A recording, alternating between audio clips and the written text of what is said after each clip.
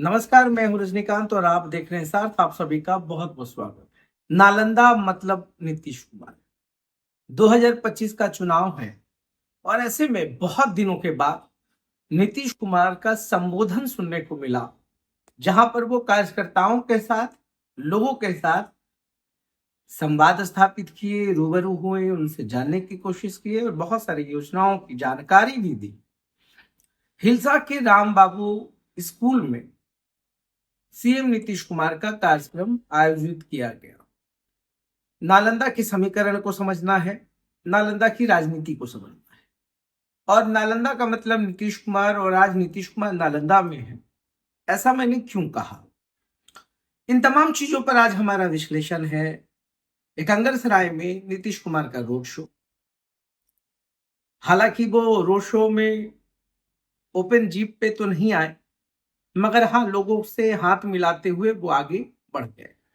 मीरपुर में भी कार्यकर्ताओं के साथ इंटरेक्शन है, और उसके बाद राजगीर में क्रिकेट स्टेडियम के बने पवेलियन का उद्घाटन और 87 उत्कृष्ट खिलाड़ियों को नियुक्ति पत्र। नीतीश कुमार ने अपने संबोधन में सब कुछ कह दिया। यह भी बताया कि आज अगर वो मुख्यमंत्री हैं तो इसके पीछे कारण पूर्व प्रधानमंत्री दिवंगत अटल बिहारी वाजपेयी। उन्होंने पुरानी बातों को भी याद किया, साझा किया, बताने की कोशिश की कि पहले इधर उधर बहुत चले गए, अब नहीं जाएंगे। ये बहुत ही कॉमन डायलॉग है नीतीश कुमार का। प्रधानमंत्री के साथ जब मंच साझा किए तब भी उन्होंने यही बात कही कि कभी इधर उधर हो गए थे, अब नहीं होंगे।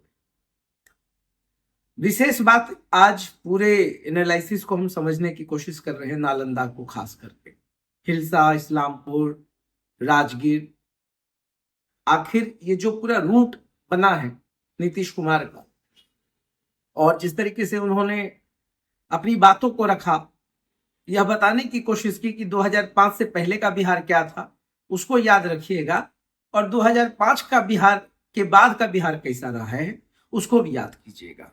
कुल मिलाकर के नीतीश कुमार ने अपनी बातों को बहुत सरल और सहज अंदाज में बहुत कुछ बताकर चले गए। साथ में सांसद रहे, मंत्री श्रवण कुमार रहे, हिलसा में स्थानीय विधायक रहे प्रेम मुखिया, और इंजीनियर सुनील पूर्व विधायक, वो भी मौजूद रहे। आखिर हिलसा, इस्लामपुर, राजगीर में नीतीश कुमार ने आकर क्या संदेश देने की कोशिश की? क्योंकि यह गढ़ नालंदा जो है वो नीतीश कुमार का है। 7 विधानसभा पर कैंडिडेट से ज्यादा नीतीश कुमार की प्रतिष्ठा दांव पर लगती है, और 7 विधानसभा में कुल मिलाकर नीतीश कुमार ही चुनाव लड़ते हैं। तो नीतीश कुमार के काम को लेकर के आप सहमत या असहमत हो सकते हैं, मगर आप नीतीश कुमार के काम को नजरअंदाज नहीं कर सकते। महिलाओं के खाते में 10-10 हजार की राशि दी गई है, और यह भी कहा गया कि हर महिला रोजगार से जुड़े उनके खाते में 2 लाख दिया जाएगा। ये वो राशि है 10,000 का जो वापस नहीं लिया जाएगा।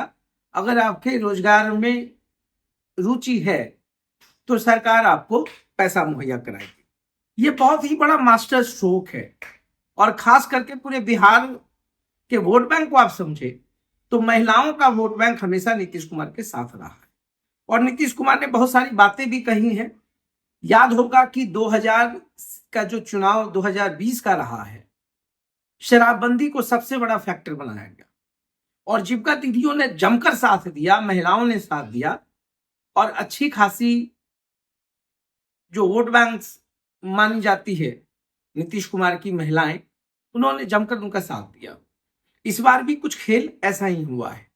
125 यूनिट फ्री बिजली, ये तमाम चीजें हैं, मगर इन सबके बीच में आज नीतीश कुमार बहुत लंबे अरसे के बाद नालंदा की भूमि से अपने संबोधन में सब कुछ कह डाला। सड़क मार्ग की बात करें, हर चीजों को रखा गया है, मगर संदर्भ ये है कि नालंदा का जो चुनाव होने वाला है उसमें कहां पर विनिंग बैटल जो है और कहां पर लूजिंग बैटल है, उस पर भी ध्यान देना होगा। हिलसा का जो समीकरण है उसको बहुत समझना बहुत जरूरी है।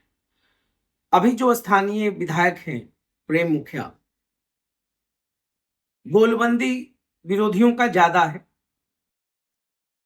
हिलसा एक ऐसा विधानसभा है जहां पर राजद के उम्मीदवार शक्ति सिंह यादव महज 12 वोटों से हारे थे, और उससे पहले भी शक्ति सिंह यादव वहां के विधायक रह चुके।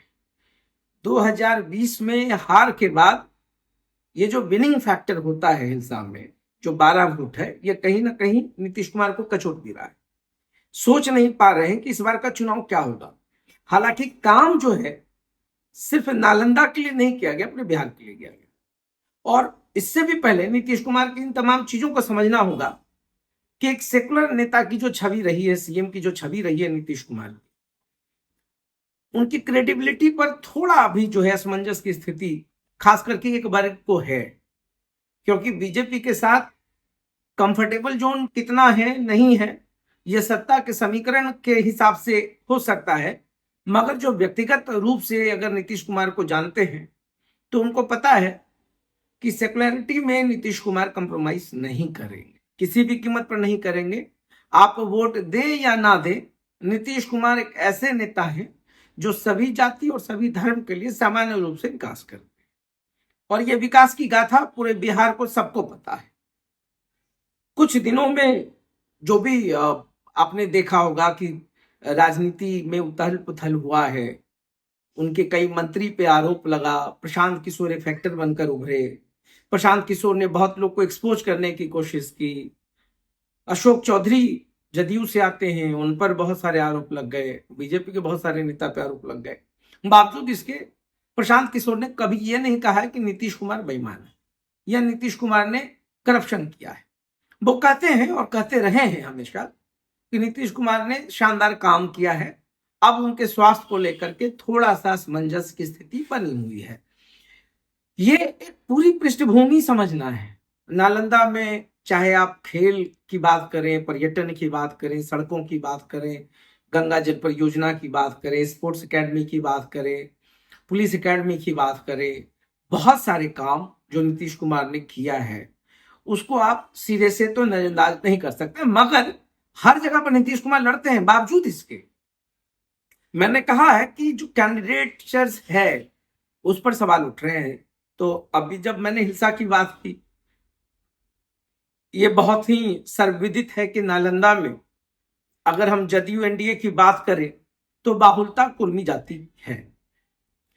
हिलसा में आपको याद होगा कि डॉक्टर संदीप सौरभ माले से वो लोकसभा के कैंडिडेट हुए थे, और हिलसा में लेफ्ट का प्रभाव जो पश्चिमी हिलसा है उसमें ज्यादा है। और दूसरा जो फैक्टर है, महज 1 से 1,500 से संदीप सौरभ ट्रेल किए, इसका मतलब लेफ्ट का प्रभाव वहां पर है। बाहुल्यता की बात होती है कुर्मी जाति की, और इसमें कोई कहना गलत नहीं होगा कि बाहुल्यता के हिसाब से उनकी दावेदारी भी होती है। मगर उस विधानसभा में पलायन की भी स्थिति बनी है, लोग बाहर चले गए हैं, और बाहर के लोग वोट करने के लिए कितना टर्न अप होते हैं यह भी एक बहुत बड़ा फैक्टर है। तो कुल मिलाकर के राजद अगर फिर से फाइट करती है तो यहां पर विनिंग और लूजिंग का जो बैटल है वो अभी भी बहुत समझ में नहीं आ रहा है। जदयू जीत भी सकती है, नहीं भी जीत सकती है। राजद वहां पर अगर तीसरा अगर कोई समीकरण हो जाए तो एक अलग बात है। बावजूद इसके देखिए गुटबाजी जो है सभी दलों में, इसका फायदा और नुकसान दोनों दलों को है। इसलिए चाहे महागठबंधन के कैंडिडेट हो या एनडीए के, अगर गुटबाजी होती है या जैसा मैंने कहा कि जो पलायन की स्थितियां रही हैं उसमें अब दिवाली और छठ दोनों हैं, और कितने चरण में ये चुनाव होने हैं इसकी भी क्लैरिटी आ जाएगी। अगर आखिरी चरण हुआ तो उतने दिन वेट कर पाएंगे कि नहीं कर पाएंगे, वो भी एक बड़ा मुद्दा है। तो कुल मिलाकर के हिलसा में जो है स्थिति थोड़ी सी डगमगाई हुई है। हो सकता है इस यात्रा से नीतीश कुमार उसको साधने की कोशिश करें। दूसरी तरफ अगर आप इस्लामपुर की ओर बढ़ते हैं तो इस्लामपुर से भी राजद के विधायक हैं राकेश रोशन, उनका भी चुनाव लड़ना तय है। सामने जदयू से बहुत सारे दावेदार हैं, और जदयू के बहुत सारे दावेदारों के बीच में जो एक इमोशनल फैक्टर निकल करके आ रहा है वो पूर्व विधायक दिवंगत राजीव रंजन के बेटे के। रोहित रंजन प्रबल दावेदार माने जा रहे इस्लामपुर से, और यहां भी जो है गुटबाजी है, मगर बावजूद इसके यंग हैं, इंजीनियरिंग बैकग्राउंड से हैं, समझदार हैं, और सबसे अच्छी बात है सरलता से सभी से मिलते हैं। तो यहां पे भी थोड़ी मुश्किलें तो आएंगी, मगर नीतीश कुमार एक ऐसे नेता हैं जिनके इस रोड शो और कार्यक्रम से बहुत चीज पाटा जाएगा, या पट भी गया होगा, क्योंकि एक बार जब नीतीश कुमार फाइनल कर देते हैं किसी का कैंडिडेचर, अब रोहित रंजन को देंगे या किसी और को देंगे या पूर्व विधायक चंद्रसेन जो लगे हुए उनको देंगे, हर कोई पटना की ओर दौड़ लगा रहा है। और जो लोग कहते हैं कि नीतीश कुमार ने आश्वासन दे दिया, वो गलत। नीतीश कुमार फाइनल करने से पहले दूसरे हाथ को पता चलता है कि अब कुछ फाइनल होने वाला है। इसके अलावा अगर कोई दावा करता है तो आप समझिए हवा हवाई बातें करता है, क्योंकि नीतीश कुमार जो करते हैं वो बहुत जल्दी खुलकर सामने आता नहीं।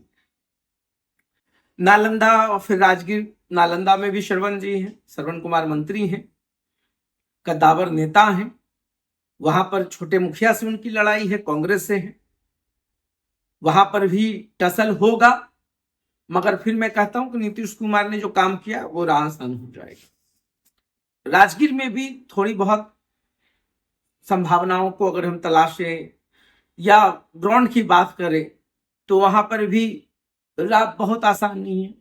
कौशल किशोर हैं, सामने रवि ज्योति होंगे, सामने जनसुराज के भी कैंडिडेट्स होंगे। अब एंटी इनकैम्बेंसी फैक्टर काम कितना करेगा या विरोधी कितना वो बता पाने में सफल होंगे, वो एक अलग मुद्दा है। मगर फिर मैं कहूंगा कि पूरे नालंदा जिला में अगर 2-3 सीटों को छोड़ दिया जाए तो बहुत ज्यादा राह कठिन भी नहीं है, मगर 2-3 का मतलब ही होता है कि अगर असमंजस है या पेशोपेश में है तो इसका मतलब नीतीश कुमार के साथ पर वो डायरेक्ट हमला है। तो नीतीश कुमार का ये जो पूरा यात्रा है, हालांकि ये विभागीय है, प्योर उनके विभाग से जुड़ा हुआ है, संबोधन है, कार्यकर्ताओं के साथ बातचीत है, गुरु मंत्र भी देंगे, विनिंग मंत्र भी देंगे, चीजों को पाटने की भी कोशिश करेंगे। नीतीश कुमार बहुत दूरदर्शिता के साथ राजनीति करते हैं, ये सबको पता है, और नीतीश कुमार चाणक्य हैं, इससे किसी को इनकार भी नहीं है। तो आज की जो पूरी यात्रा है उसको इस रूप में भी देख सकते हैं कि एक तो संबोधन बहुत वर्षों के बाद, दूसरा नीतीश कुमार का रोड शो जो कंगरसराय में आयोजित किया गया। कभी जल्दी रोड शो नीतीश कुमार नहीं करते हैं नालंदा में, मगर वो कर रहे हैं। महिलाओं के साथ जो संवाद है वो दूरगामी परिणाम लेकर के आएगा। और फिर जो है, जैसा कि मैंने कहा है कि नीतीश कुमार का आगमन अब, क्योंकि 1-2 दिन के बाद जो है कोड ऑफ कंडक्ट लग जाना है, कोड ऑफ कंडक्ट के बाद बहुत सारी चीजें बदल जाएंगी, परिस्थितियां बदल जाएंगी। तो नालंदा में आज नीतीश कुमार के होने का बहुत बड़ा संदेश जाएगा, और नालंदा में नीतीश कुमार है तो बहुत चीज हो सकता है। और समान सी बातें हैं कि नीतीश कुमार के चाल को हर कोई नहीं समझ पाएगा, और जो दावा करता है वो समझिए वो राजनीति में सही से स्थापित नहीं है। तो देखते रहिए साथ। बहुत बहुत धन्यवाद।